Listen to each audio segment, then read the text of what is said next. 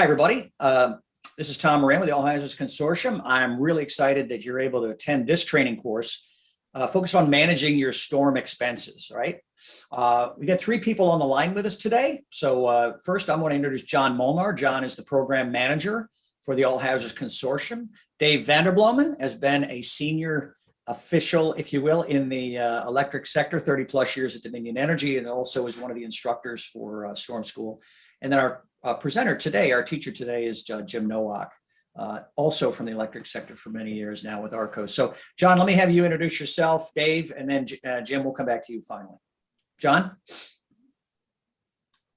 Yes, hi, this is John Molnar. I am the director of the Program Management Office for the All Hazards Consortium, working on a lot of the initiatives that the AHC manages in the emergency management, homeland security space. Okay, thank you, John. Dave? How are you doing? I'm Dave Vanderbloemen. As Tom mentioned, I retired from Dominion Energy, 42 years. Vast majority of it spent in emergency preparedness and distribution operations, and glad to be here today. Okay, good. Thank you, Dave. And our speaker today is Jim Nowak. Jim, I've known each other for a long time. Jim, why don't you give folks a little bit of your background, and then we can jump into our content for today. Sure. Thanks, Tom. Yeah, my name's Jim Nowak. I'm presently the Senior Director for Operations, Product, and Services at ARCOS. But prior to joining ARCOS about 7 years ago, I spent 37 years in the utility industry. Like Dave and some of the other teachers or presenters during the Storm School, we have a variety of positions over the years as well as years of service. My positions that I had during my time with American Electric Power included all those from engineering manager, line manager, operations. I even worked over an accounting group for a while, managing one of the operating company's transmission and distribution budgets, capital improvement process, etc. But at the end of my career, in the last 10 years, I spent managing the emergency restoration for the entire corporation, which covered 11 states, roughly 5.3 million customers. And during that time, we had quite a bit of work and involvement with the variety of the regional mutual assistance groups, 4 in all, and as well as working quite closely with the Edison Electrical Institute, and I got involved in their national response exercise. While here at ARCOS, my main responsibility now is customer success. I work with our customers. I also work with our sales as in engineering and product to make sure that our customers get their return on investments. So with that, I'm glad to be here, and I look forward to a very good discussion. Tom? Great. Okay, thank you, Jim. So this course is going to be fairly casual, as you can tell. I didn't wear a tie, and we're all pretty casual, number one. Number two is really operations focused. So Jim is looking at this certainly from his experience through the eyes in the electric sector, but any of you taking this course, if you have costs related to a response of any kind, there's going to be a lot of gold in here, little nuggets that come out of this, because some of the things we've learned at the consortium level, when we've been doing this for a while, some things you only learn by actually being in the field. You can't learn it in a classroom. You can't learn it in a book. And so this course is really designed to give you the experience without having to get the experience on your own. So I'm really glad to have Jim on here and Dave and John for some deep dives. So what we'll go is we'll be walking through some slides. We'll go into detail and be trying to think of the questions in your mind as a student, so that we can suck as much as we can out of Jim's experience and stories and things, and ultimately to benefit you. So Jim, the title of this, we spent a lot of time talking about the title of it. You remember, we had a lot of fun, right? It was trying to teach headlines and things to each other. It was great. So managing storm expenses says, don't let unreimbursed or lost storm dollars destroy your bottom line, right? So for those that don't know what that is, can you explain what that is and maybe an example of how can a storm really destroy a company's bottom line that's in that storm response business? Sure. And yeah, it is. It's you look at that and you say, okay, millions of dollars in my bottom line. It really breaks up into two areas here. Number one is utilities have several different processes that they can work to recoup the cost involved. And for the investor owned, they can either go through a rate case, or they may have a rate increase or rate relief, a variety of different ways, as well as adding a rider that provides a fund that they can utilize through the commission's approval. When you're in a cooperative or a municipality, what you have to do is you go through the FEMA disaster funding. So that's one of the areas. How do you make sure that when you're requesting those either rate increases or refunds or support, how do you make sure that you're getting everything that you deserve? And a lot of times the people who are reviewing these, they're not really operational background, so they have to dig and really look at what you're providing them. And a lot of times they'll turn down things that maybe shouldn't be, but for lack of maybe proper documentation, they're going to say, you can't tell us exactly or show us exactly what occurred, and therefore you're going to turn down those costs. And I've seen that both on the co-op municipalities as well as investor owned. I've seen that occur where there's dollars that are left on the table from a storm that you can't reimburse. Another area is the bottom line dollars when you've lost from a storm.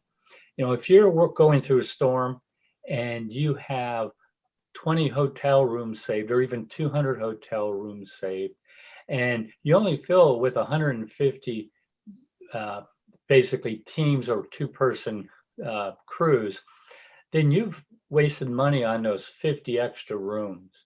Or when the invoice comes through and you're paying for additional costs that shouldn't be billed to you, that maybe got lost in the reporting through the contractor or another utility.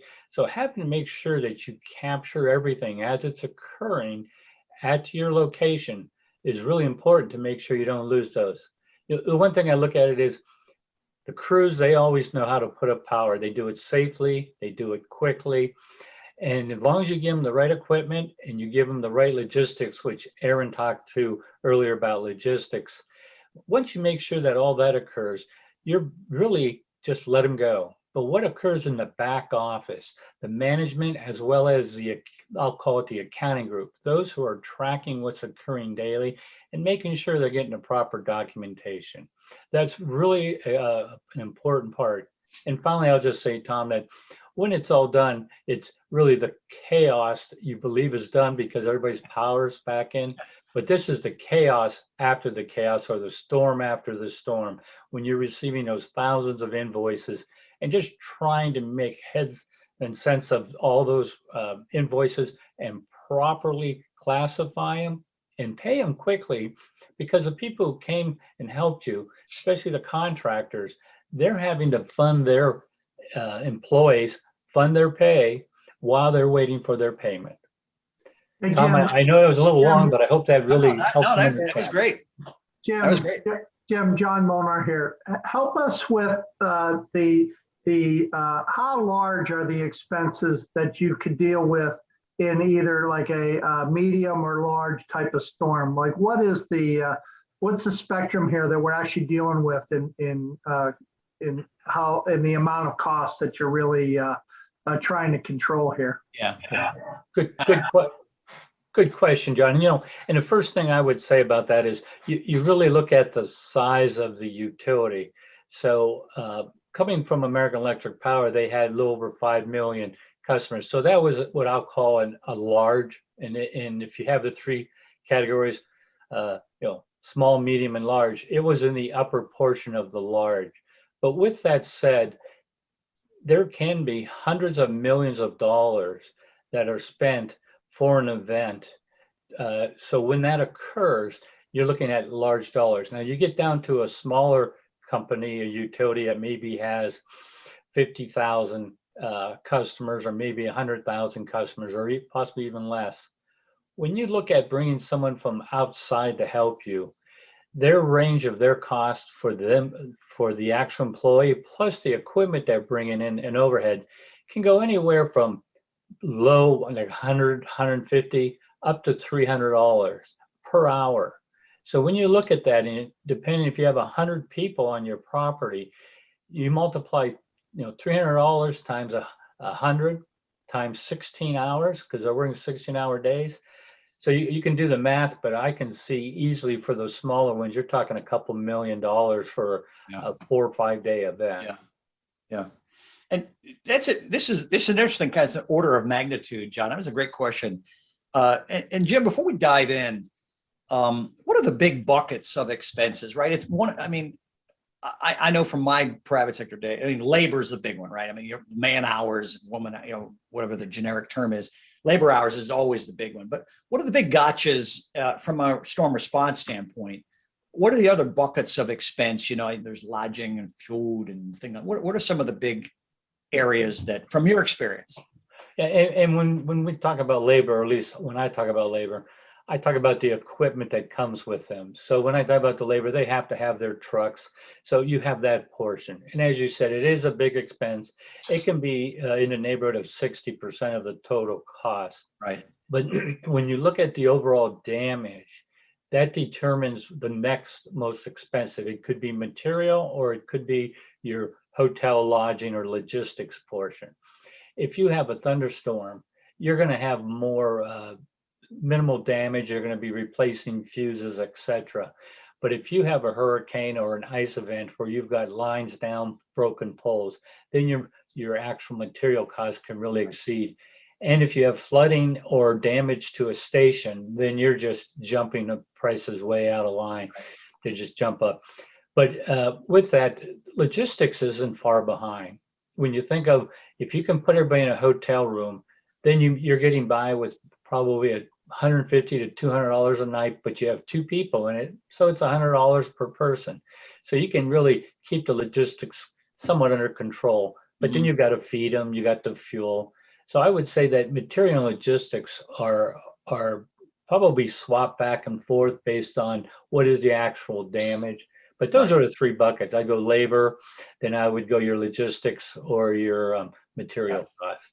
Okay. Well, and I love your expression, the chaos after the chaos. That analogy fits so many scenarios in my life, right? I mean, that's like planning a wedding, right? Chaos after the chaos. Now, who do I get? All that stuff. So, if I can tell you a little story, and then I was recently talking with a logistics CEO, and they provide turnkey logistics. And we were talking about how we can help them with the technology. And in the conversation, we were trying to find a date where we could get together. And they had just come back from working a storm. It was earlier this year. It was about a 10-day event for them. And when talking with her, she indicated that it was going to take her 2 weeks just to go through all the paper and invoicing on her side, just to prepare the invoice to send out. When you're a logistics company, everybody thinks, well, you come in and you're just collecting all the paperwork. You have to buy the food. So now you got invoices coming from the food. right. A lot of logistics companies do subcontracts. So they're going to get invoices from the subcontractor, maybe for the cooking equipment or for the tents. So this person was going to they says, I'm going to be busy next couple of weeks. I can't meet with you because it's my chaos.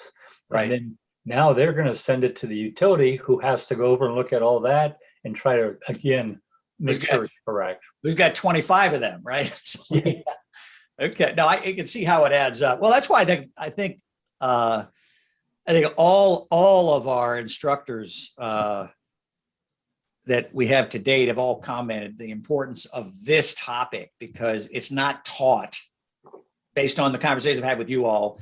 This is not something that is taught regularly, right? This, how to do this. And so I think this is going to be a really, really important course and discussion, and probably be the first of many, because inside this course, I can tell you, we're going to touch on some things that will become courses all to their own in the future, right? So this is just the beginning, I think, as we develop this content.